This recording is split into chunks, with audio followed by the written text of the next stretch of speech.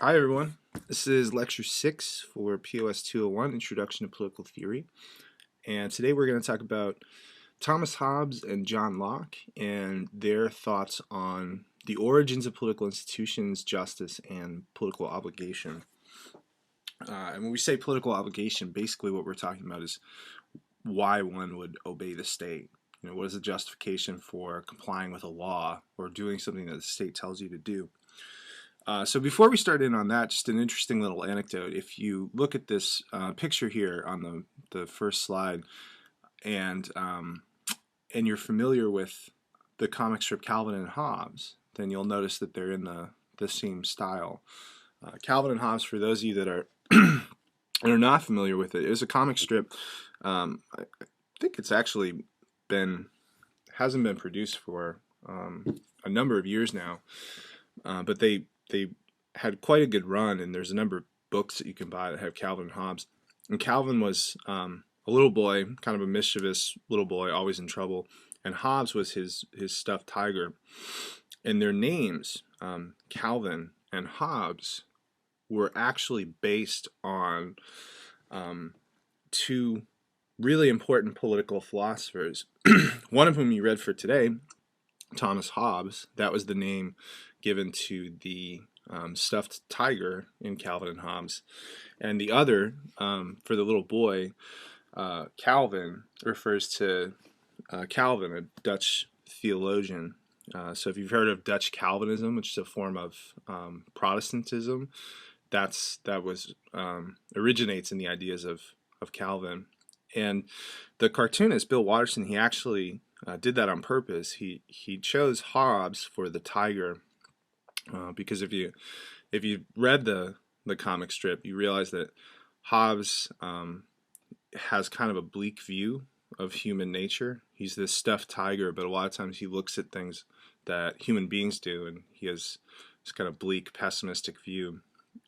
Calvin, he chose as the name for the little boy because when Calvin would get in trouble, he would often remove himself from the situation. He would, in trying to justify what he had just done, he would claim that he was predestined to do it, or it wasn't a conscious action on his part. It was fate caused some terrible thing to happen, when in actuality it was him. The reason that his mother's car crashed into a ditch is because he broke into it and started it up, and then it rolled down the street, right? But he would say, no, this was fate, this was predestined to happen, and try and remove himself from responsibility.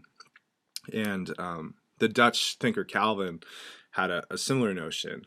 He said that we were certain individuals are chosen, are predestined to be saved and to go to heaven, and so there is this element of fate or predestination that exists in our lives that we really don't have any control over. That's God's realm, that's God's choice, and so there's limited space for human agency and responsibility in certain respects. So anyway, that's not really super relevant to political theory, but it's an interesting little anecdote. And again, one of the things I hope you pick up on in this class is that there's all sorts of references to political theory and political philosophy in everyday life, and that's one of them. So today we're going to start talking about a period called the Enlightenment. And remember when we talked about Machiavelli, and we were you guys had read The Prince, and we were talking about The Prince a little bit.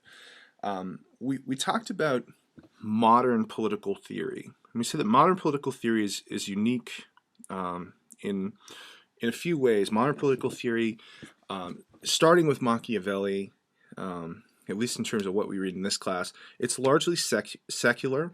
It opens up a new space for human agency. It says that we control more of our political lives and shape political outcomes previously than had been thought previously.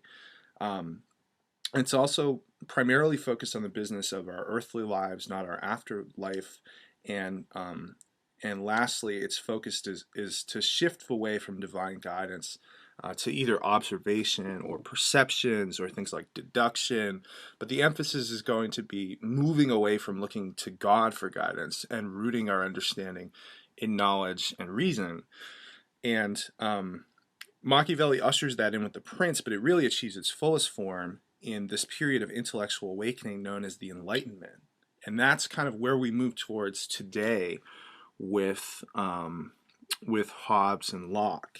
So I want to talk a little bit about the Enlightenment, and because the Enlightenment is the period from which Hobbes and Locke and many of our core political ideas that influence the construction of the political institutions that we have today started in the Enlightenment. So, though it's several hundred years ago, it is a really important period to understand for the gradual evolution of the institutions that we have in the United States and much of the world today. So, what was the Enlightenment?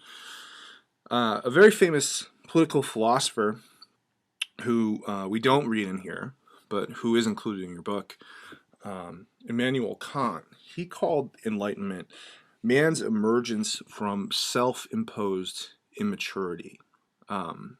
Essentially, this was a kind of a period of intellectual reawakening, intellectual explosion that occurred. And it's tough to put a concrete time period on the Enlightenment, but if we wanted to try and do that, we could say that we're talking about roughly the 16th century to the middle of the 19th century. It's hard to say kind of exactly when it begins and exactly when it ends, but most of the figures, if we were talking about an Enlightenment thinker, they would fall within that time period. Okay. And so what characterizes the Enlightenment? Well, we see a real attempt to cast off superstition and belief in intangible forces, right? Even in Machiavelli, so even in the Italian Renaissance, right? Think of Machiavelli's concept of fortuna, or fortune, right? That's still kind of this nebulous, mysterious force that he's saying influences much of what we do in our lives. And even in the Enlightenment, those ideas are going to be critiqued and criticized, and we're going to try and move beyond this idea of intangible forces shaping and controlling our lives, and root things very much in science and reason, right? We also see an increasing move to separate and delineate between the authority of the church and the authority of the state. For thousands of years leading up to this time period, those two things had largely been fused, at least in Western societies. The church and the state were kind of one and the same. And this is the period in which we begin to argue very forcefully that, no, there should be a spiritual authority which guides your spiritual life, and there should be a political authority which guides your political life. And so those ideas of separation of church and state are going to become more important at this time period. We also began to really investigate the origins of the political community. Why is it that we enter into these organized political relationships that put responsibilities, put obligations on us? And so a lot of the thinkers during this time period, folks like Hobbes and Locke and Rousseau and Kant, they investigate this question of the origins of political community, because it's believed that if we figure out why we entered into these political communities, states or cities or towns, right? If we figure out why we entered into these things in the first place, then we'll have some sense of why it is that they should continue to exist and why it is we should continue to obey them. And for all of these thinkers and for all of these intellectual developments, really the core of how we're going to answer these questions and how we're going to justify some of these intellectual movements is the human faculty of reason or rationality, right? The Enlightenment is some people even call it the age of reason, because there's this focus on the human intellect and the application of the human intellect and reason as the tool that we use to answer really complex questions. And that's different. That may seem commonplace to us today, but previously it was kind of accepted that there was this whole realm of stuff that humans couldn't understand. And so that was the realm of faith, that was the realm of superstition, that was the realm in which you turn to religious authorities. And the Enlightenment is saying, no, there are mysteries. There are things that we don't know. But the only reason that we don't know them is that we haven't rigorously applied reason or rationality in a proper way yet. And so once we do that, we can unlock those mysteries. So it's a really significant period in human history, and it's a really significant period for in terms of politics as well, in terms of kind of political ideas and political thought. One of the most significant things about this period is the beginning of an orientation towards political life called liberalism.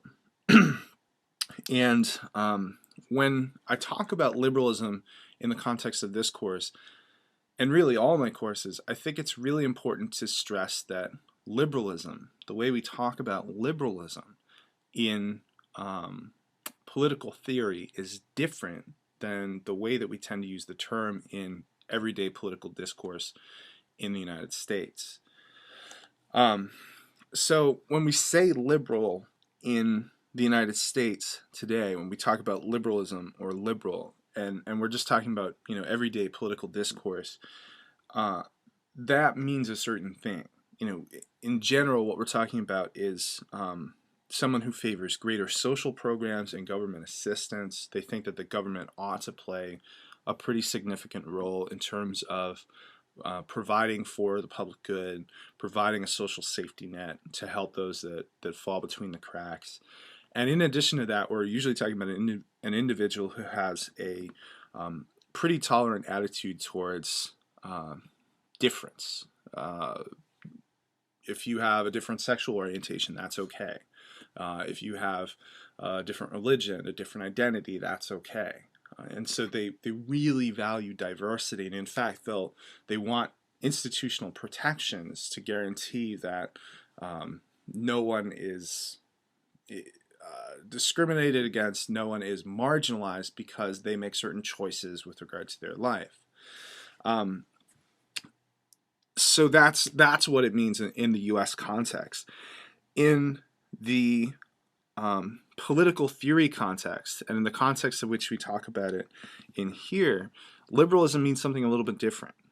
And there's some overlap, but really they're pretty significantly different, the two contexts in which we use liberal. So it's important to kind of map this out.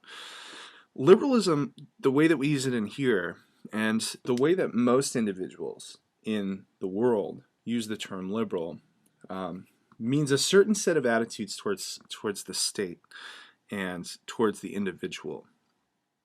So liberal, in the context we use it here, tends to emphasize the importance of the individual over the collective. It's very focused on protecting the individual and protecting individual rights and individual opportunities, and less has kind of less faith in large collective institutions. It also means preserving a space in which individuals are not impeded or affected by the state. So everyone has this kind of zone of autonomy in which you can do what you want, and that zone is sacred, right? The state cannot go into your home and tell you what types of materials you can read, or what you can watch on TV, or what you can do in your bedroom, or any number of different things. Liberalism says no, that's my realm of private choice, and the state can't step in there, right? Also, liberalism is going to emphasize the importance of consent for the basis of political legitimacy. Really, for a liberal, consent is the only proper basis for political legitimacy. The only way that we're going to be able to look at the government and say, yeah, that's a legitimate government, and we ought to respect it and celebrate it. The only way that we can do that is if the institutions and the leaders of that government are approved by the consent of the population as a whole. Right? That's what grants that government or that political system legitimacy. And then lastly, liberalism really, like the Enlightenment, it roots the origins of and our obligation to government in reason or rationality. So why is it that we entered into this relationship that implies responsibilities for us? Why do we accept the fact that being part of a political community means we're going to have to obey certain laws? Well, we do it on the basis of reason. It's rational for us to accept the place of government and the authority of government.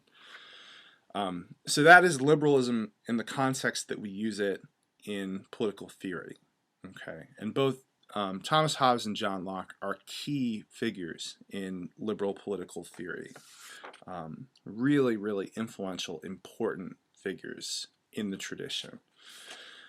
So we'll turn first to Hobbes, and I'll talk a little bit about Thomas Hobbes the man, give you some sense of who he was. Hobbes was born right at the close of the 16th century. He's born in 1588, and there's this very famous quote by Hobbes about his birth. As a political philosopher, he's often viewed as motivated by fear, right? And if you think of the section, the excerpt from Hobbes that you read today, there's a lot of fear there, right? Fear of violent death, fear of lack of authority, fear of divided authority, fear of breakdown, fear of any number of things, right? Hobbes is ultimately, he's willing to accept a pretty expansive, pretty powerful government, basically on the basis of fear of what happens if you don't have that powerful, expansive government. And he actually attributes that fear, the ever-presence of fear in his political theory, to his birth. He was born, his mother had heard that the Spanish Armada was coming to attack Britain, and this was in the late 16th century. And that fear, right, that anxiety that she experienced over the fact that there was about to be some sort of military attack, she went into labor because of that. And Hobbes has actually said, well, I was actually born a twin. I was born, and then fear was born. He is a product of fear. Even his birth is a product of fear. Okay. So anyway, Hobbes was an incredibly bright guy. He studied widely. Most of the thinkers that we'll look at from here on, you realize that they were simply brilliant and had this real depth to their knowledge. They would write and study several different subjects, and oftentimes today, we specialize and we focus on one thing, but most of these individuals had very, very broad interests, and Hobbes was no exception. He studied history, geometry, mathematics, theology, the rudiments of chemistry to the extent that it existed, physics, and physics was actually really important in his political philosophy, and we'll talk about that a little bit. And he his most productive years in terms of his political thought, he actually spent on the run.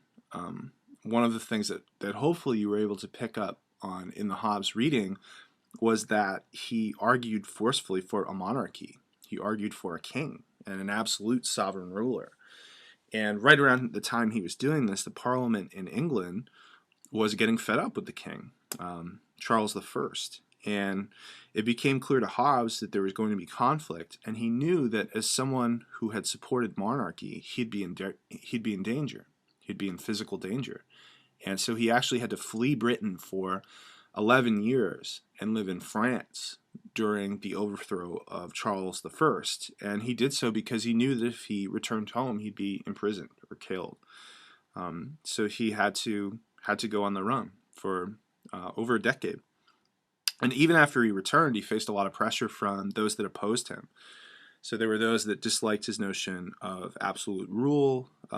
There was the church, which, due to his opposition to the existing religion, which was the Church of England, they tended to label him an atheist, though he never professed to be one, and I don't really think he was one. The whole second half of the Leviathan, the part that nobody ever reads, is about God and religion, and he studied theology. So, but anyway, to not accept the existing religion was to be an atheist.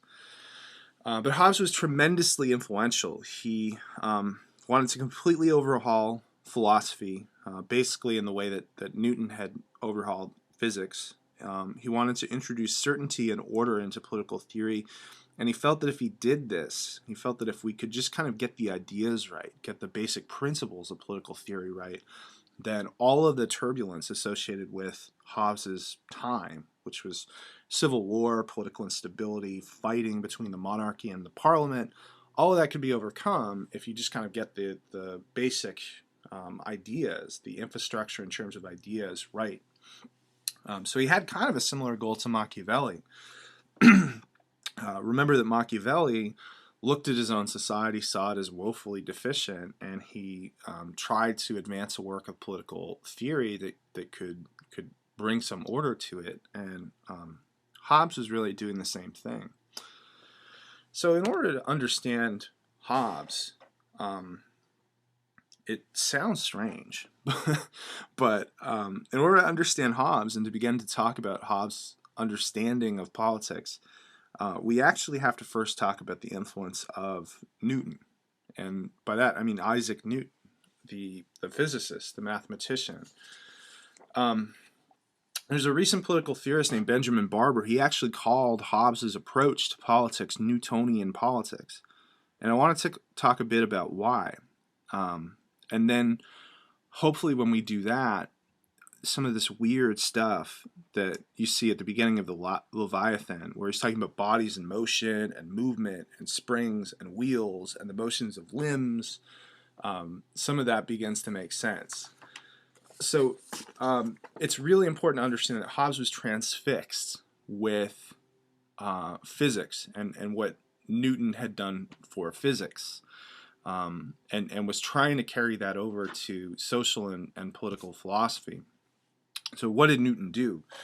Well, Newton, if you think back to kind of high school science classes, but you have Newton, his contribution to physics and science was that he had reduced the movement and the position of every particle in the universe to a few very simple and very easily communicable laws, right? Think about things like objects in motion tend to stay in motion. Things like inertia, force, gravity, right? Our incapability of flight, why we can't fly. All of these ideas, which shape and govern everything in the universe, come from some very easy to understand, simple laws, right? And the idea was that if we could understand the very basic properties of motion and inertia and force, then we could begin to understand the things that we witnessed, things we experienced every day, but had no real answer for, right? And Newtonian physics was pretty good at that, right? We no longer had to turn to these kind of bizarre quasi-divine explanations for things. It was like, no, we have this basic law of motion, and this violates that basic law of motion, right? So that's why this can't happen. That's why this is an impossibility. And within politics, nothing like that really existed. The most fundamental questions we had in politics still had very, very complex answers. And Hobbes was trying to essentially figure out equally simple, equally formulaic accounts of really complex political questions. And he thought that if you did that, then then you could actually introduce a certain order into society, a certain kind of stability that didn't exist. Hobbes looked at his own society and he looked at the Civil War and he looked at the conflict and the infighting, and he said, well, the reason why we have this, the reason why my society is falling apart, is because there is no single answer to the question, why should we obey? Why should we obey the state? And so because there are all these competing answers, it means that there's all these competing factions and political actors, and they're vying for power, and they're struggling for power. So if we can create kind of a very simple, basic, formulaic account of why we ought to obey, then we can hope to move beyond that chaos, move beyond that instability, move beyond that civil war. Okay. So that's a little bit about the influence of Newton. Essentially, Hobbes's project is operating in the same tradition, trying to find these first principles of politics that shape everything subsequently that occurs. So the origins of obligation for Hobbes. Again, the idea is that if we can somehow deduce the origins of political community, then we can figure out, or if we can kind of articulate the origins of political community, then we can deduce how it is that we come to obey the state and why it is rational for us to continue to obey the state, and when, if ever, we might not obey the state anymore. So we can also figure out when we would withdraw our obligation and obedience. So the idea, very much like physics, very much like Newton, is that we need to go back to the beginning. We need to imagine life without the state and what that would be like and what sort of complications would arise and why we would eventually seek out the state. And once we do that, we can deduce why we obey the state today and why we would ever cease to obey. Why would we withdraw consent?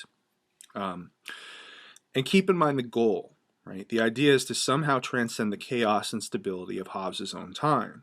You have many different notions of when the state should be obeyed and when it should not, why we should obey the state, when we can stop obeying the state.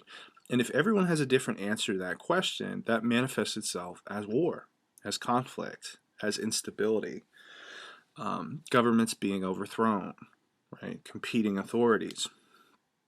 And Hobbes is also, he's skeptical of the notion of the good, right?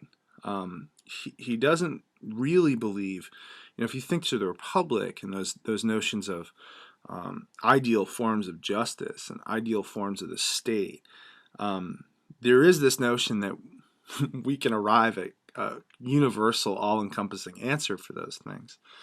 And Hobbes isn't sure about that, right? Hobbes is really skeptical of the notion that there's some ideal form of justice. But he does believe that we can reach a consensus, and a rationally based consensus, on this more narrow question of why we obey. Why is it that we listen to the government when they tell us to do something? Why is it that we enter into a position of obligation with regard to the government? So we have to go back to those first principles. We have to go back to the origins of the state. How do we do that? We do so with a device called the state of nature. And most of the really important Enlightenment era political philosophers deal with the state of nature in some way. So you encounter this in Hobbes, you encounter this in Locke, you encounter it in other political theorists that we don't read. Rousseau, Jean-Jacques Rousseau, talks about the state of nature. Immanuel Kant talks about the state of nature. Denis Diderot talks about the state of nature. I mean, any of these political theorists writing at that time were dealing with the state of nature in some way or another. So what is the state of nature? Basically, the state of nature is the condition of man without government. State of nature is a situation in which there is no force over and above the individual. There is no law, there is no governing body that tells the community or the individual what to do, right? And for some individuals, this is viewed as kind of a hypothetical thought experiment. For other individuals, this is thought of as a real condition that actually existed. It varies in terms of how they describe it and how they conceive of it, but that's kind of irrelevant. The reason that we think about the state of nature is to think about the origins of government institutions and why one would obey them, why you would, willingly submit to the authority of some institution, some body over and above you. And the depiction of the state of nature is also going to vary depending on who we're talking about. So the state of nature for Hobbes is a pretty bleak one, right? But each thinker during this time period, they're going to go through the characteristics associated with the state of nature, and then they're going to make certain conclusions about why it is that we obey the state of nature. So let's talk about Hobbes on the state of nature. First off, he says that the state of nature is a state of equality, both physically and mentally. In the state of nature, individuals are going to be equal, right? This is society before you have wealth, before you have disparities in political power or economic power, before you have disparities in resources. And so what we're really talking about is a state of fundamental equality in which we all have pretty much the same capabilities, either physically or mentally. And because of that equality, all men are going to have an equal hope of attaining the same thing. So if I want something and one of you wants something, because of this equality, basically both of us are going to think that we can get it. So, if I have a pencil and you don't have a pencil, you're going to look at me and say, yeah, I could probably get that pencil from you right now. And when that happens, when human beings come into competition over resources, what we get is enemies, right? We become enemies against one another. We all want similar things. We're roughly in a position of equality mentally and physically, and we're constantly going to be coming into conflict with one another. We're constantly going to be trying to take things from one another. We want to get what other human beings have. And without anything above us to prevent us from doing that, nothing stronger than us, there's nothing to stop us from doing that. So Hobbes says of those in the state of nature, without a common power to keep them all in awe, they are in that condition which is called war, and such a war as is of every man against every man. The state of nature for Hobbes is a war of all against all. It is not a pleasant place. The state of nature and the state of war are basically synonymous in his eyes. We have no overarching authority in our society. Basically, Hobbes believes that we would all be killing each other and trying to take each other's stuff. And he says, in such a condition, there is no place for industry because the fruit thereof is uncertain, and consequently no culture of the earth, no navigation, nor use of commodities that may be imported by sea, no commodious building, no instruments of moving and removing, such things as require time, no arts, no letter, no society, and which is worst of all, continual fear and danger of violent death, and the life of man solitary, poor, nasty, brutish, and short. Right? That is about as bleak a depiction of the state of nature as one could possibly imagine. Basically, nothing that requires extended effort, either in terms of just building the infrastructure of a society, homes, schools, roads, right? None of that is going to happen because we're constantly going to be in fear that anything that we build, anything that we create, will be taken away from us. And as far as us individually, he says that everyone is going to be in constant fear of a violent death at the hands of another human being. And that's simply the condition that we encounter in the state of nature, right? If you remove government, if you remove law from our lives, and we're simply left to our own devices, that's when things break down. That's when we start to begin killing each other, right? That's Hobbes's view of the state of nature. So it's this nasty, nasty place. And Hobbes goes even further than that. He says without any authority over us, there are a number of really fundamental things that we can't have. One, there's no justice. In the state of nature, there's no power that can enforce justice. And because there's no power above us that can enforce justice, then justice is really an empty concept. We can't talk about justice if there's no power that can enforce a sense of justice. He also says there's no ethics. There's no sense of right and wrong. Again, because who's to say what's right and wrong? There's no common power. So, if I have some meager collection of things and you come running at me and I think you're going to kill me to get my little pile of stuff, then really anything goes.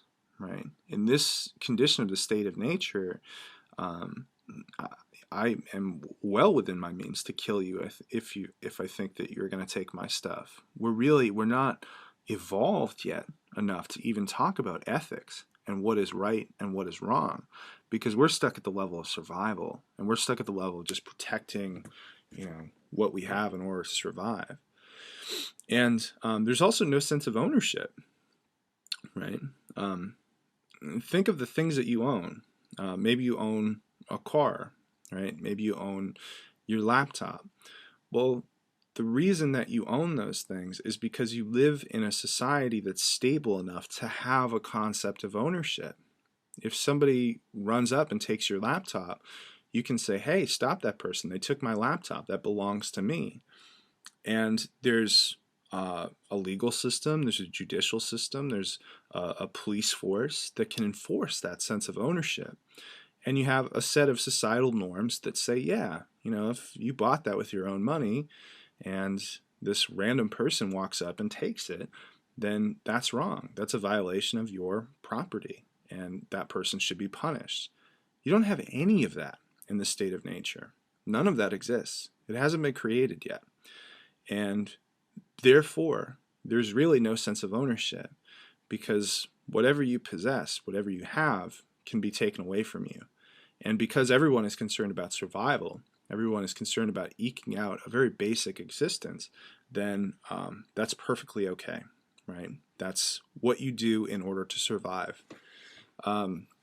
Maybe think about instances in our recent history where you've had some sort of natural disaster. Like when I think of the state of nature, I think of maybe New Orleans after Hurricane Katrina, and you saw individuals breaking into shops and breaking into stores and taking stuff.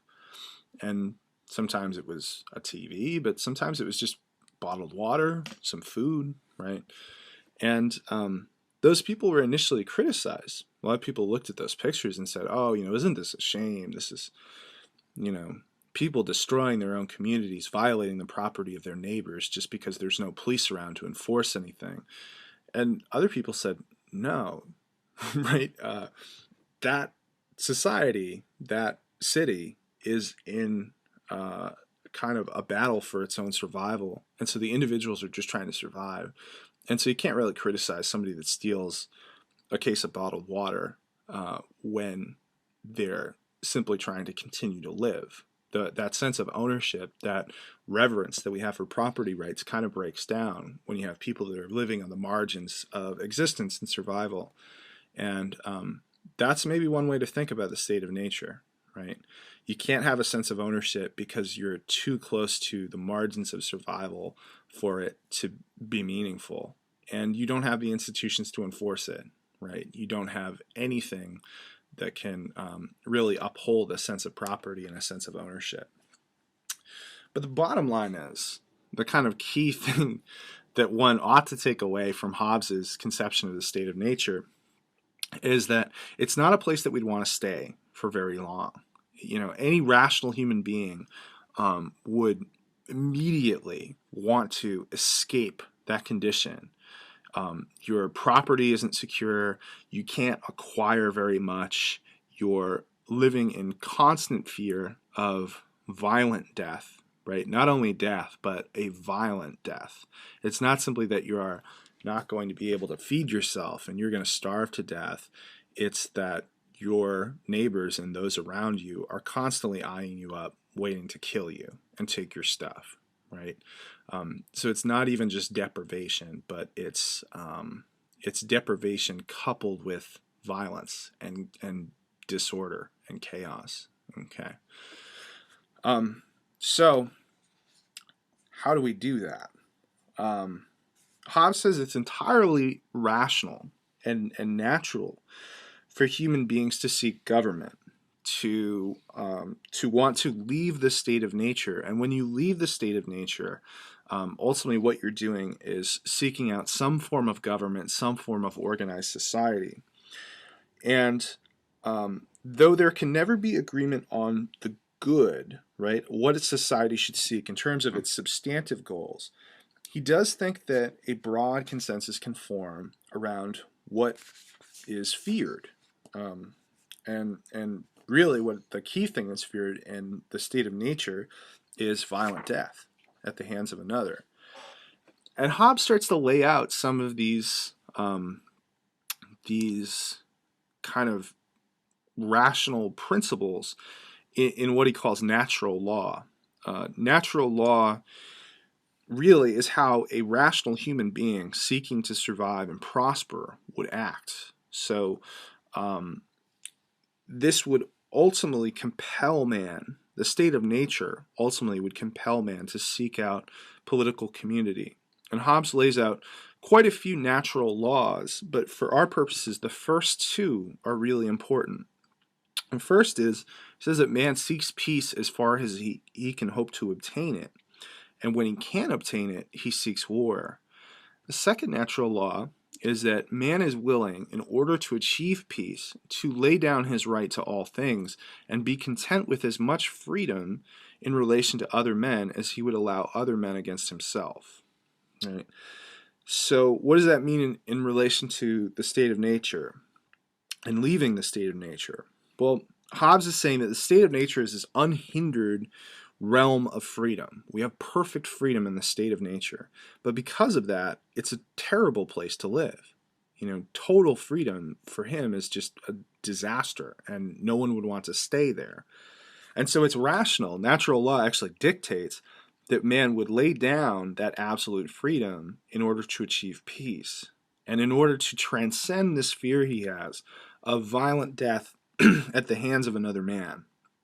So Hobbes says man divests himself of liberty, but he does it because he's seeking peace and order and a life in which he doesn't have to constantly be fearful for his own life. And he says that all rational individuals would do this. And he believes all human beings are capable of reason. So if they were faced with the state of nature, they would seek to divest themselves of liberty in order to escape it. And that is really the key natural law, right? So the question is, what is divesting oneself of liberty, and how do you do that? You do that via something called the social contract. And the social contract is a really powerful idea in Enlightenment political thought and liberal political theory. And it's really the basis for how we think about government and how we think about the creation of government in the United States. It's a powerful idea in our own society that we obey our government on the basis of a social contract that exists.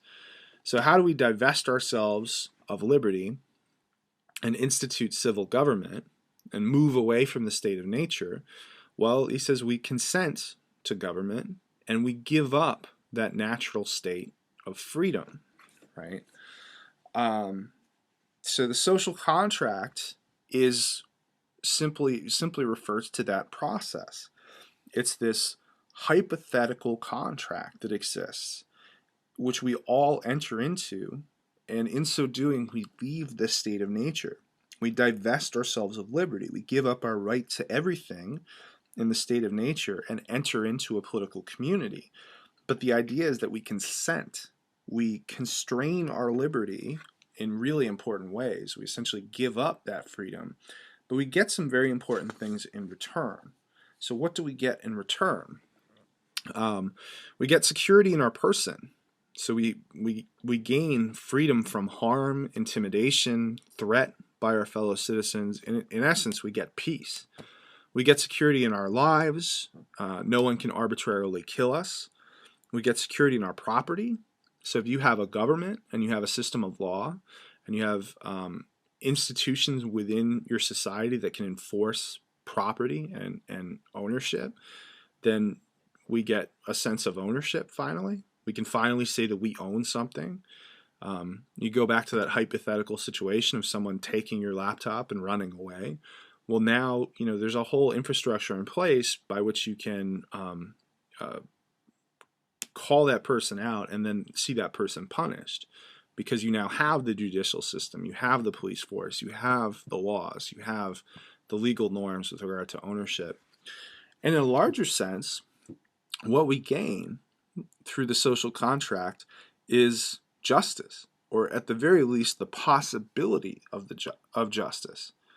So Hobbes says without any overarching authority, there was no justice. And now there really is, because we have this powerful political authority to which we now submit, called the sovereign, right? So some political authority is going to have power over us. We have to obey them and do what they say. But what we gain is that we no longer walk around consumed by the fear that everyone is going to kill us. And there's a political authority in place that can enforce our right to life, our right to property, our freedom from intimidation and threat. We now have certain basic rights, right? That political authority is what Hobbes calls the sovereign. And he grants the sovereign pretty extensive powers. The sovereign in Hobbes's Leviathan is a pretty powerful actor. The sovereign's going to have the power to make and enforce laws. That's its key role. It's going to stand over us as individuals and judge us, punish us, and really define the limits of our freedom. We'll be free in any aspect of our lives in which sovereign authority is silent. So if there is no sovereign ruling in a given area, we can do what we want. We retain that freedom to do what we want. We have discretion there. But otherwise, if sovereign authority, if the government has laid down a law in a certain area, we have to obey that decision. Otherwise, we can be punished. And Hobbes grants really sweeping powers to the sovereign. He says, if the majority of society has consented to the sovereign, but you have not, essentially tough luck. He says, that dissented must now consent with the rest, or else be justly destroyed by the rest. The sovereign deals with matters of war and peace with other nations, so it's going to be dealing in what we call international relations or diplomacy. It chooses all government offices. The sovereign is really infallible in a certain sense. So long as the sovereign continues to protect us from the state of nature, from the war of all against all and violent death, if we disagree with a decision, we can't oppose the will of the sovereign. We must accept it and obey it. And we can't forfeit the social contract once it's been made, so long as the sovereign is still protecting us. A sovereign authority cannot be tried for a crime, cannot be put to death, right? So because the sovereign defines what is law and what is not law, the sovereign is kind of above the law. right? Um, and as I mentioned at the outset, Hobbes supports a monarchy. He supports his ideal form of sovereign authority is going to be a single absolute ruler, because he thinks a single absolute ruler is most effective. He thinks what is really important is a single sovereign will. So he writes, "A kingdom divided into itself cannot stand. If there's multiple forces of authority, we risk it being unclear what justice is, what the law is, what actions can be punished, what actions are acceptable." And so he pulls in this, that's actually a biblical reference, right? A kingdom divided unto itself cannot stand. Um, that's why he supports an absolute sovereign. He says that you could have some divided form of authority, right? But that would probably be less than ideal. What you want is a single source of power. So he's really arguing for a very powerful king. And that is his ideal conception of the sovereign. But there are some limits of obligation. There are some aspects of the government's power, the government's role, where you can say no, right? They're minimal, but they're there. So when can we withdraw our consent? When can we rise up against the government and say no and resist the government? For Hobbes, there's really only one acceptable instance. That is, if the government is trying to kill you, then you can resist it, right? Otherwise, we're bound to do what the government tells us, because of the goods that they provide for us. So as long as they are continuing to keep us out of the state of nature and provide some conception of justice and law for us, then we're bound to obey them. So he gives some examples, and they're kind of strange examples, right? He says a convicted individual can resist the government as they're attempting to execute him. He says it's not unjust because the government has broken the terms of the social contract for that person. They're not actively trying to kill him or her. And so they can resist and try to escape, and that's acceptable. It's not unjust. He also says a soldier who's been enlisted to fight and possibly die can disobey the sovereign authority. He says it's not unjust. So if you're a soldier and they have essentially said, okay, here are your orders, and here's what we're going to do, and you look at those orders and you say, wow, this is a suicide mission, right? Lots of my fellow soldiers and I are potentially going to be killed if we adhere to these orders. Then you can leave. You can try and get away from that situation. And he says that a soldier fleeing his post, it's cowardice, right? He's not being a courageous soldier. But he says it's not injustice, because the whole idea of the social contract is that it's about self-preservation. It's about your life being preserved. And so a soldier who's fleeing is not actually a coward, is not actually being unjust. They're just a coward, right? But the key thing is that this is a fairly limited conception of when you can withdraw your consent, when you can resist against the government. Essentially, the only instance in which you can do that is if the government's actively trying to kill you. One more thing before we move on to Locke, and it's kind of important in terms of Hobbes's lasting influence, but this notion of the state and this way of thinking about justice has been tremendously influential. Many call Hobbes the father of something called legal positivism, which essentially says that whether or not a norm is legally valid depends on its sources, not its merit. So this idea of justice is basically thinking about it's basically asserting that the justice really can't exist prior to or somehow outside of what the government says justice is. So if you think back to Plato and Socrates, they're trying to come up with this abstract conception of the ideal form of justice. Hobbes is saying that's irrelevant, right? he's saying, listen, until you have an authority capable of enforcing the law, until you have some actor within society to whom you can go and say, I've been wronged, he says, you really can't talk about justice. You can't talk about law. It's abstract. It's meaningless. So justice and law really become what the authority put in place says they're going to be. And he makes this sharp distinction between the realm of ethics or morality and the realm of law. There's no way that we can think about a law absent the actual existing authority which has to put it in place. And he says within the Leviathan, where no covenant hath proceeded, there no right hath been transferred, and every man has a right to everything, and consequently no action can be unjust. But when a covenant is made, then to break it is unjust, and that the definition of injustice. So law and justice come into place as soon as you have an authority capable of carrying them out. And this idea is referred to as legal positivism or sometimes positive law. But that's an idea that in its modern form really originates with Thomas Hobbes. It's one perspective on the law and how the law operates, later developed by a British political thinker named Jeremy Bentham. He would kind of map it out in a lot more detail, but in its modern incarnation, it really starts with Hobbes. Okay, so Hobbes' enduring influence within political theory is really significant. He raises a number of important questions which endure and continue to be asked.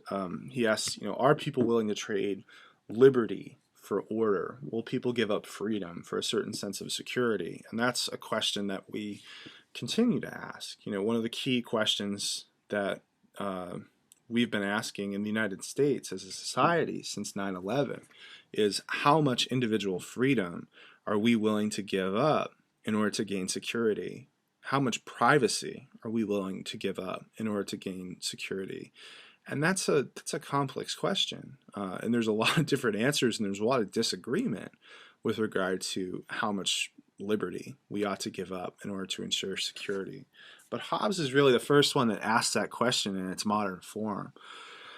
He's also dealing with what the proper political response to fear and uncertainty is, right? He is writing in a time of tremendous uncertainty and fear. And in his mind, the proper political response is to centralize political power in the hands of an absolute sovereign, in the hands of a very powerful single leader. And that's a question that we continue to turn to during times of chaos, disorder, crisis, war. We ask, how do we want to respond to this fear, this uncertainty that we have? And he's also dealing with the question of the relationship between sovereign authority and morality and promises and trust. And for Hobbes, until you have a sovereign authority, someone who can carry out the law, someone who can enforce the law, then you don't have any of those things. You can't have morality, you can't have a promise, you can't have trust in any sort of meaningful way if you don't have the institutions to actually enforce those things. So many disagree with the answers that Hobbes puts forth to these questions. A lot of people look at it and they say, yeah, this is really bleak, this is really pessimistic, and Hobbes doesn't really give human beings enough credit. He doesn't give individuals enough credit. And you can have something that is a little short of the state of nature, even in moments when political authority breaks down, or even without heavy-handed, overbearing government. You can have, real important, meaningful relationships of trust and morality. And it's not simply that the professor leaves the room and the students all start cheating and trying to steal each other's stuff, right? But nevertheless, Hobbes is incredibly important, and he offers one variant of liberalism what political theorist Judith Sklar calls the liberalism of fear. And others are going to think differently, most notably John Locke. He provides the real philosophical basis for the American system of government, and he doesn't so much buy into Hobbes's negative and bleak portrayal of the human condition. So we're going to move to Locke next and talk a little bit about Locke. And as with Hobbes, I'll tell you a little bit about John Locke, the man, first of all, and then we'll move on to his political theory. And I probably won't spend so much time on Locke as I did on Hobbes, because I think Locke, I always say that students in American universities have read Locke before they've ever read Locke. And what I mean by that is that John Locke is so embedded in American institutions and American conceptions of government that his ideas are really commonplace. Even if you've never read, the second treatise on government or the letter concerning toleration by John Locke, you've been exposed to those ideas, and you've been deeply, deeply socialized into those ideas. And so I find that most students, I'm presenting the ideas of Locke, and they're saying, yeah, we know that, right?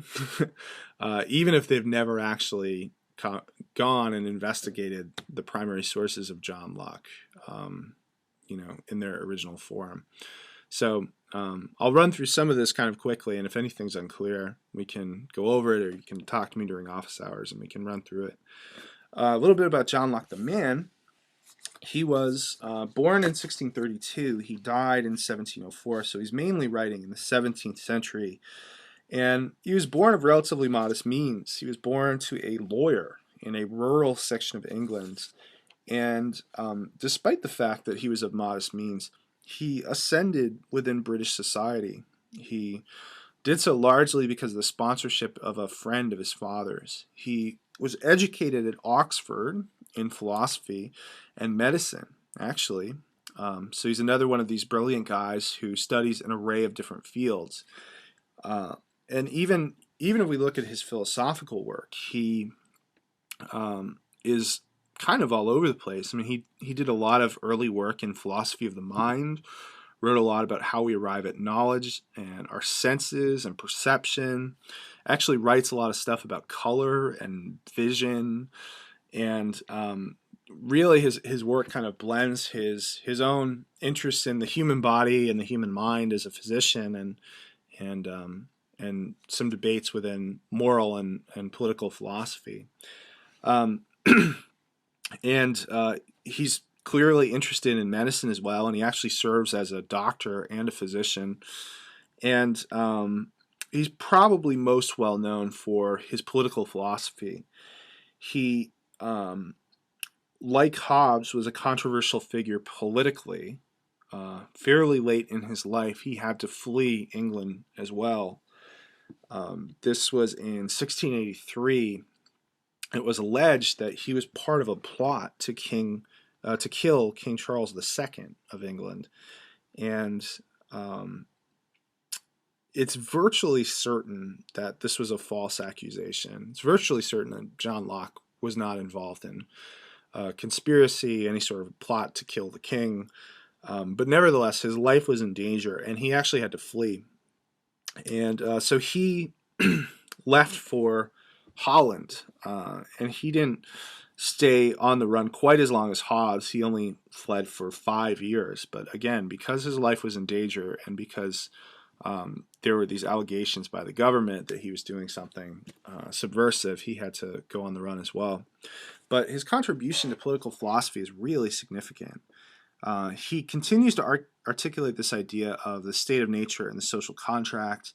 He advocates separation of powers in government, different branches of government, in a way that looks pretty close, not an exact match, but pretty close to what we ended up doing here in the United States in our Constitution. In a philosophical work that we don't read in here, but which is a really important work, he defends the toleration of religious minorities.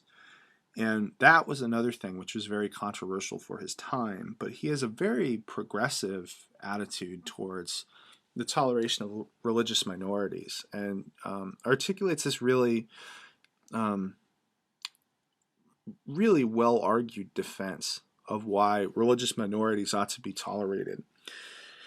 And although it's important to note that he doesn't advance the same toleration to atheists. He doesn't think that atheists should be tolerated. He thinks that you can kill atheists, but religious minorities such as Jews or Catholics at that time, they ought to be tolerated. So there are limits to that toleration. But anyway, that's part of his contribution to political philosophy as well. And also, quite notably, he talks more about the limits of political obligation than Hobbes. For Hobbes, the limits of political obligation, when you could actually resist against the government, were pretty minimal, but it becomes a lot more expansive for Locke. And this has a huge influence on the American Revolution.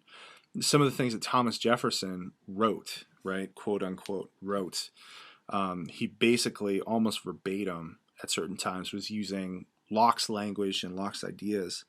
So he's a really important figure. He's a brilliant figure. And although we might look at what he says now, and it doesn't seem overly controversial, at the time he was fairly radical. He was talking about the rights of individuals to overthrow their government and the duty of individuals to overthrow their government. And that was at a time when simply saying that could lead to you being imprisoned or killed. So he's a courageous figure in a lot of respects as well. Let's talk about Locke's liberalism in relation to Hobbes. There are certainly some similarities. They're talking about the same things. They're talking about natural law, talking about the state of nature, they're talking about the social contract. They both argue that the basis of natural law is self-preservation. So there's some continuity there, but there are some pretty significant differences. First being that Hobbes supports an absolute monarchy, while Locke supports representative government with significant separation of powers. That's a very, very different set of institutions, right? And so Locke has a bit more faith in democracy, has a bit more faith in division of power, but division of power in such a way that you don't produce faction, conflict, instability, right? And so the separation of powers and this notion of checks and balances is really important in Locke's work. Locke also has a more expansive set of reasons why the government can be either resisted, you can resist against the government, or it can be overthrown, while Hobbes gives us virtually none. He says that basically, if the government was about to kill you, then yeah, you can, potentially rise up against them and try and do something to avoid death. But short of that, there's no reason why you can resist or overthrow your government. And Locke gives us pretty significant reasons why you could. Okay, so let's talk about Locke's state of nature, because that's an area in which we start to see some really significant differences. It's much less bleak than Hobbes's vision, right? Locke's state of nature is if you get nothing else in kind of juxtaposing these two conceptions of the state of nature, it's a really different place. And so that suggests that Locke has quite a bit more faith in human nature and human beings as a whole. He doesn't say that the state of nature is a state of war, right? And remember, Hobbes said that the state of nature was a war of all against all. But Locke isn't willing to accept that. He doesn't think that when you remove government, when people are, on their own, in a certain sense, that they immediately start killing each other. He calls it an ill condition, not to be endured, but it's hardly the warlike, chaotic state that Hobbes describes. But he basically says there's three problems in the state of nature. One, there's no single judge. So if some injustice is committed, there's no kind of centralized source or authority that can adjudicate that dispute. Two, there's no single interpretation of natural law, right? There's no single kind of uncontroversial, indisputable interpretation of what the law in any situation ought to be.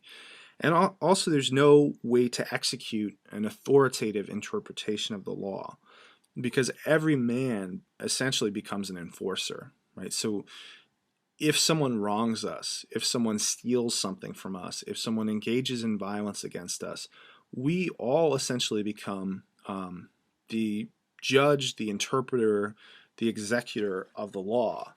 And if you think of the whole idea of branches of government, essentially you have a situation in which each man is a judge, each man is a legislator, and each man is an enforcer or an executor. Right? We don't have a judicial branch, we don't have a legislative branch, we don't have an executive branch.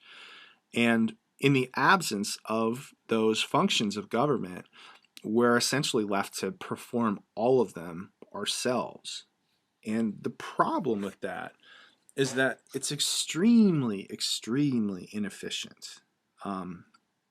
It's, imagine for any given instance, you had to act as the interpreter of the law, the judge of the law, and then also the person who's going to execute or enforce the law. That's a tremendous, tremendous waste of manpower. So all of those functions today we associate with government, crafting the law, interpreting the law, enforcing the law, but that doesn't exist in the state of nature. And so we all end up trying to do that ourselves. And it's just a woefully inefficient mode of authority for a society that's ultimately trying to build itself up, right? So ultimately for him, for Locke, the social contract is a solution to problems of efficiency. He says we need an actor to come in and do that for us. We need to transfer our rights in the state of nature to do all of these things, to make the law, interpret the law, enforce the law. But unlike Hobbes, we don't do it because the state of nature is this awful, threatening place. We do it because really we have more important things to do than act as judge and executor and enforcer and interpreter of the law.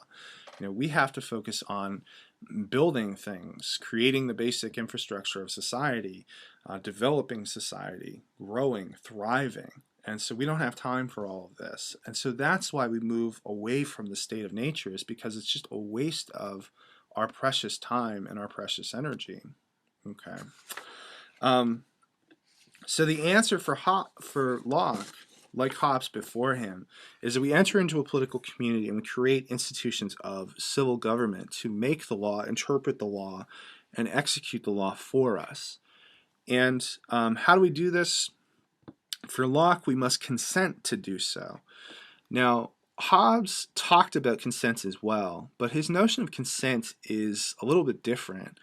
For Hobbes, we can be coerced into dissent. Remember that Hobbes said if a majority seeks the social contract, the others can be compelled to consent. And if they still don't consent, they can be destroyed. That's the word he used, destroyed. So for Hobbes, if we decide that we want the social contract and there's some pesky group that says, no, we want to remain in the state of nature, we can compel those individuals by force to consent, which seems kind of strange, right? Compelling anyone to consent no longer seems like consent. And if they don't consent, then we can destroy them. We can kill them. That's a tricky notion of consent. That doesn't really sound very much like consent.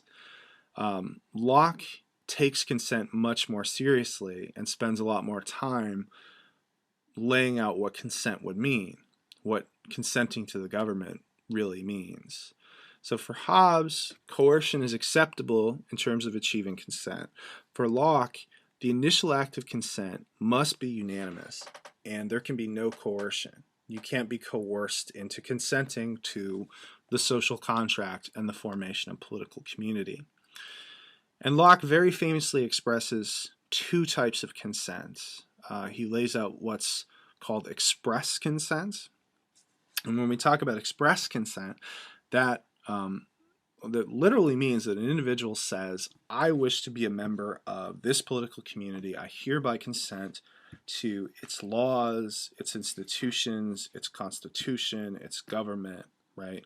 That is express consent. That is a very explicit, meaningful, conscious act of consent, which happens very rarely. The second type of consent is tacit consent. Tacit consent is when one engages in actions which imply consent. So that could be something as simple as using a road. That could be enjoying the benefits of government. All of you right now, simply by listening to this lecture, by being enrolled in this class, are engaged in tacit consent. University of Maine is a state institution. It accepts federal and state funds. By partaking in that, according to the idea of tacit consent, you are at least in some way implying consent of the government. You're accepting things. You are partaking in activities which require government intervention and government subsidy, right? And so Locke would say, yeah, I mean, you're engaged in an act of consent by doing this. The majority of our actions in terms of consent today are tacit consent, right? Very few instances in which we do something as explicit and as conscious as what's laid out in express consent. Now, when I teach this in the classroom, I usually ask people to give an example of express consent. And some people say voting, some people say being a member of a political party. I mean, even those things, yeah, I mean, they're more express than something like using a road or having a class at a state institution. But they kind of fall short of what Locke lays out in express consent.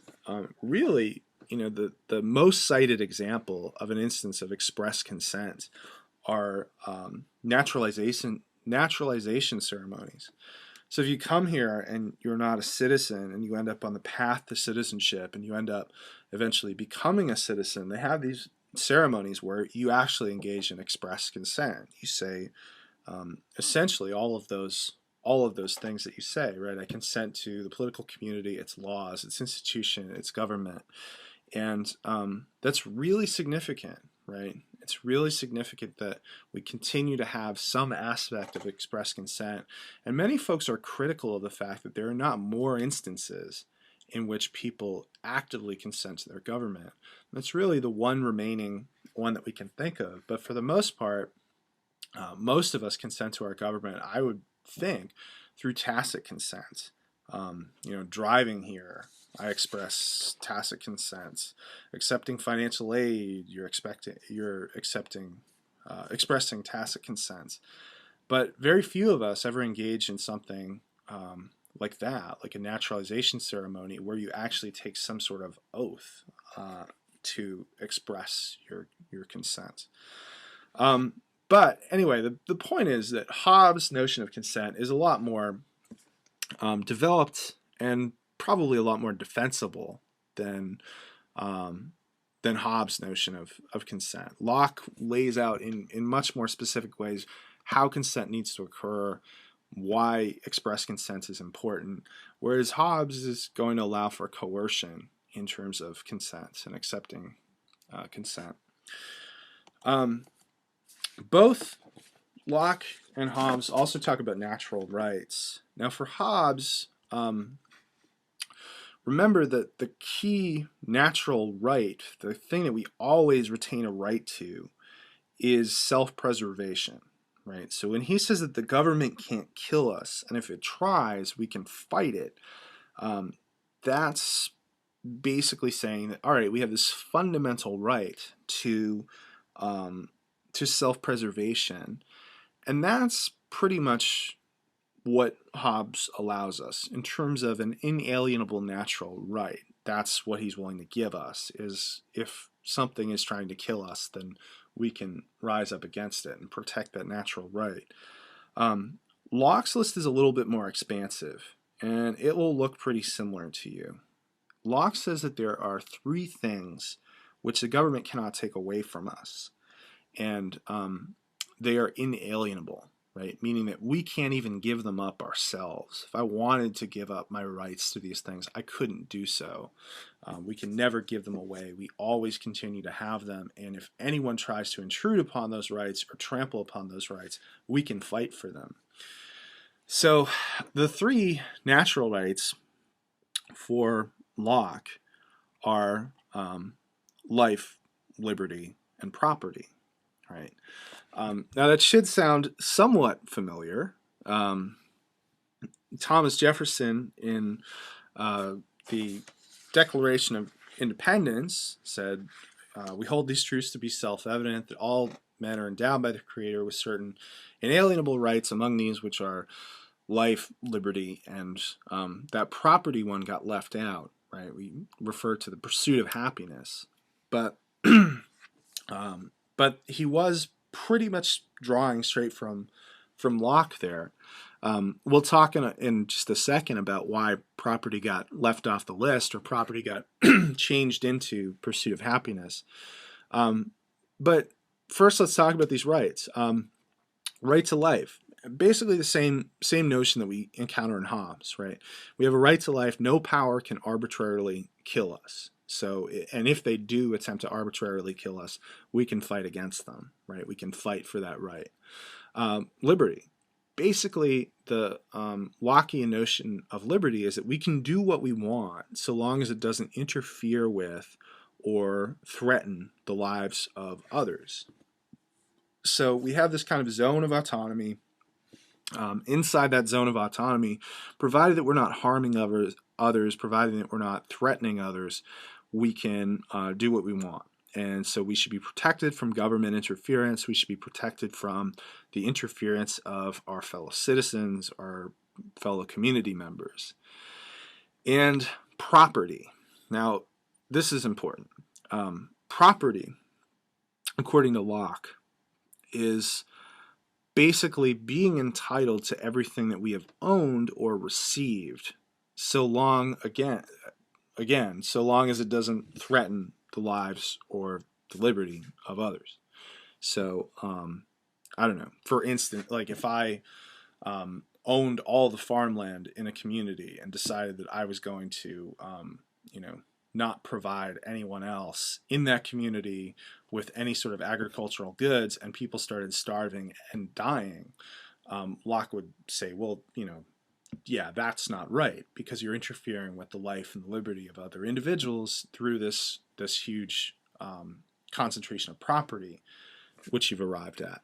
But anything short of that, any distribution of property, any wealth, any assets that we've acquired, and we've done so legally, we haven't used fraud or theft, so long as we've acquired them by legal means and our ownership of them doesn't threaten the lives or the liberty of other citizens, other community members, other human beings, we're entitled to that, right? That may be an unequal distribution of property, that may be a wildly unequal distribution of property, but so long as we've entitled it through, legal, peaceful means, then we're entitled to that. What Locke is not saying is that everyone is entitled to have the government give them a certain amount of property. That's certainly not what he's saying. He's not arguing that, well, if you don't have a house, the government should give you a house. That's not what a Lockean right to property means. He doesn't believe in that. He thinks that that would be a violation of liberty, because ultimately you'd probably have to take away that property from someone else and redistribute it to someone in need, and he doesn't want to see the government intervene in that way in our lives.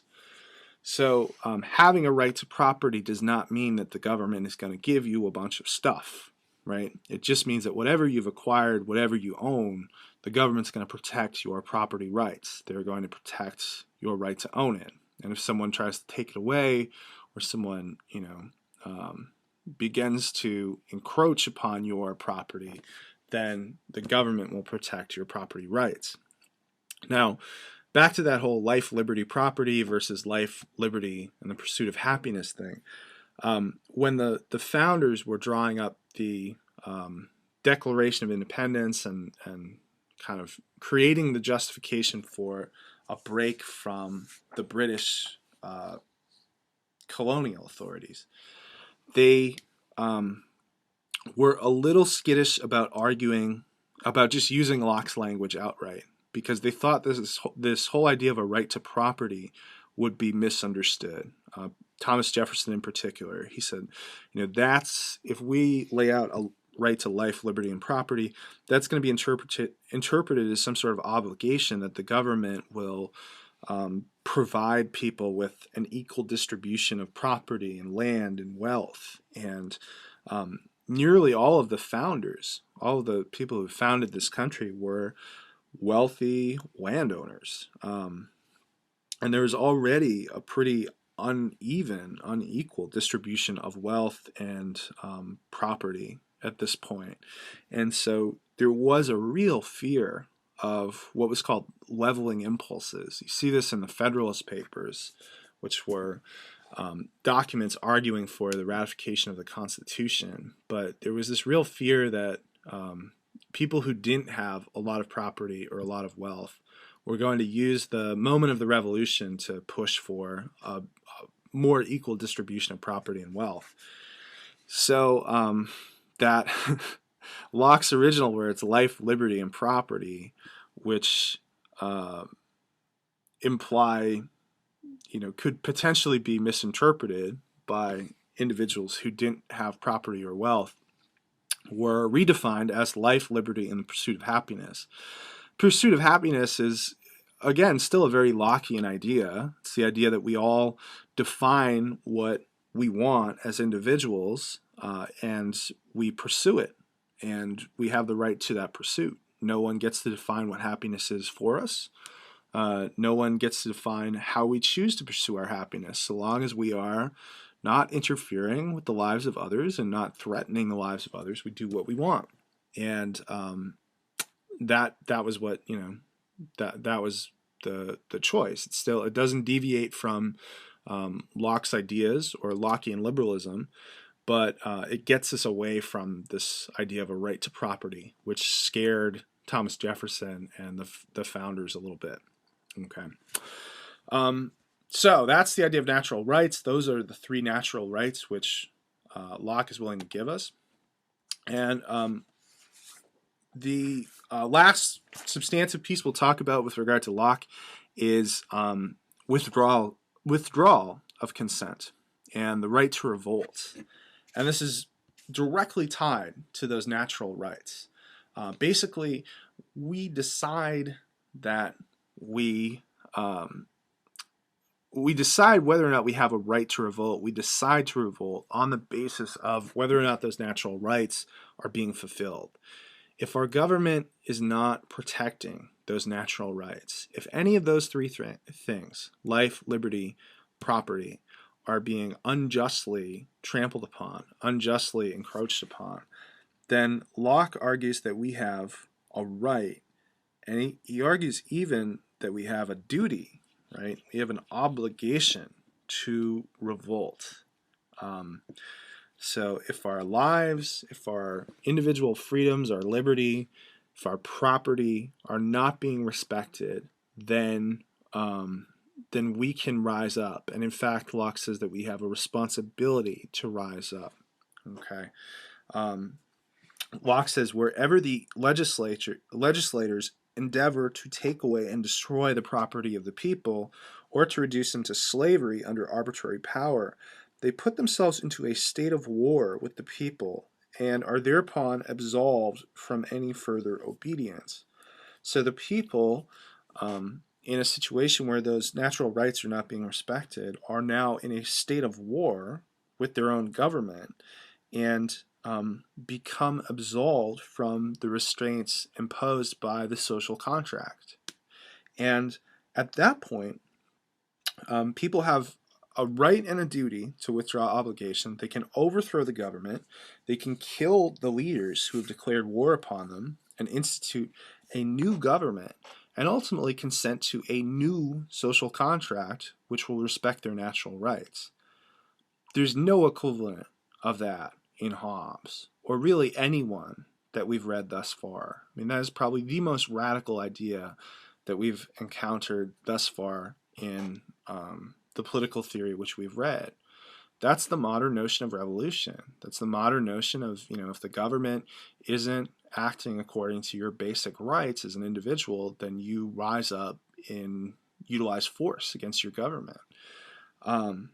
That's a really radical idea. Obviously, that would have a tremendous impact on the American Revolution.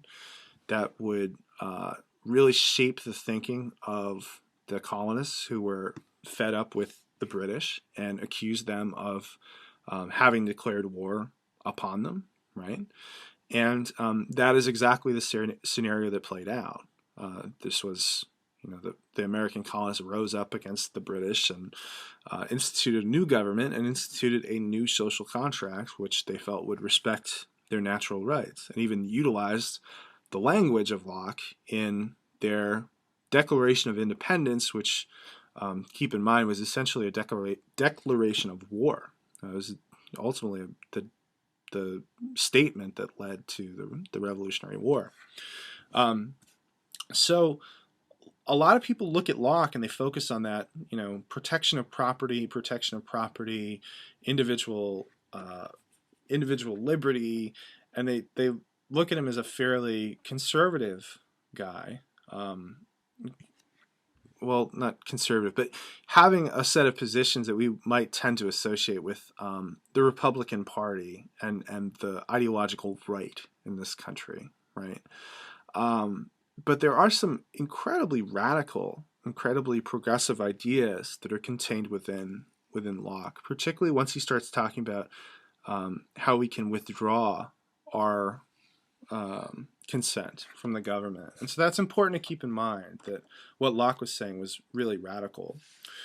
So the influence of Locke is huge. Obviously, the biggest influence that we can pinpoint in our own lives is his influence on the American founders and the revolutionary struggle which was occurring against the British monarchy. Within political theory, lots of different people draw upon Locke's ideas. You find lots of radicals and revolutionaries that draw upon the idea that Locke advances, that you not only have a right to revolt against a government under certain conditions, but you have a duty. That turns up again and again. Later liberals are going to draw upon his ideas of consent, liberty, toleration of religious minorities, which we don't get into here.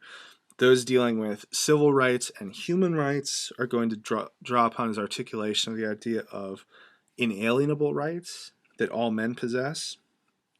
So he's an incredibly important figure, both through the lens of our institutions of government and political theory more generally.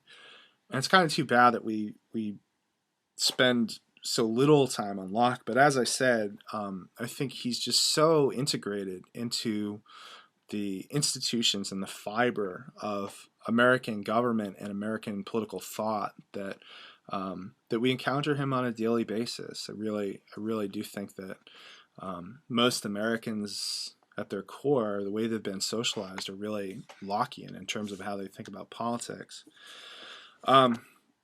For next time, today's video clip, I do not mean to minimize or trivialize Hobbes and Locke in any way. I think they're really important, and I think they're really interesting.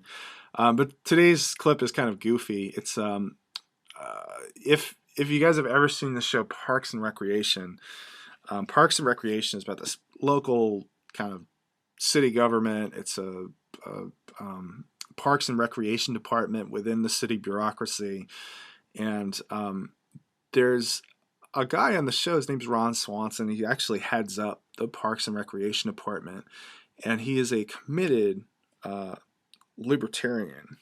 He basically thinks that government is inherently wasteful, and really values individual liberties and individual rights, and thinks that anything that the government does can be better done by private enterprise. And the great irony of this is that he's a bureaucrat. right? He heads up, a government, an inefficient government bureaucracy, but he is intensely critical of inefficient government bureaucracies. And he's just kind of a funny guy anyway. And his name is Ron Swanson. And this is a little clip from Parks and Rec of Ron Swanson talking about government. And really, I mean, he has a kind of a Lockean perspective, but almost, a cartoonish version of a Lockean perspective. So watch this clip. Hopefully you get a kick out of it. Hopefully it balances out the dryness of Hobbes and Locke, who can be a little dry to read and a little dry to talk about too. But think about the ways in which Hobbes and Locke, especially Locke, surface in contemporary American politics, and how you see Locke and Lockean ideas emerge in contemporary American politics. And hop on over to the discussion board. I'll have a question there, and then we can just kind of talk about it online. For next time, you'll be reading Adam Smith. It's a shorter piece. It's pretty straightforward. And I would say that while Locke and Hobbes have probably had the biggest influence on American politics in terms of our institutions and our liberal political system, Smith is just a tremendous influence on our economic system and the capitalist economic system. He would really kind of deeply influence how we would construct our economic system, and he lays out the basics of the capitalist economy and establishes pretty much the intellectual infrastructure on which our economic system, and now it's really a global economic system, that of capitalism, is built. So that's what we'll talk about next time. I will pick it up from there in the next lecture. Thanks.